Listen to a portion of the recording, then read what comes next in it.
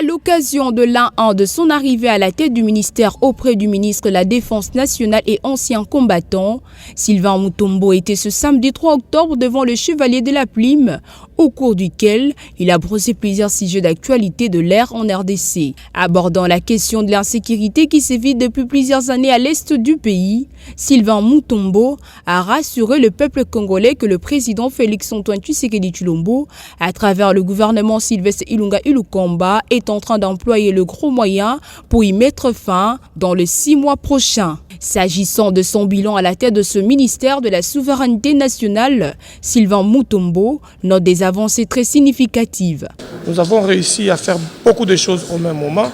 mais nous avons encore besoin d'un petit temps pour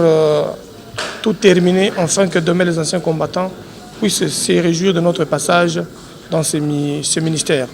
Je vous rappelle que les anciens combattants étaient délaissés pour compte. Aujourd'hui, ils sont valorisés, pas par notre vouloir, mais par l'ensemble des énergies du Premier ministre, du Président de la République, du gouvernement et du commandant suprême, Félix-Antoine Tshisekedi Tshilombo. Nous avons essayé de valoriser cette catégorie de personnes par un travail d'amélioration de leurs conditions de vie, la création de cimetières qui est déjà en pleine opération, la construction d'un hôpital pour les anciens combattants, les retraités et leurs dépendants, qui avait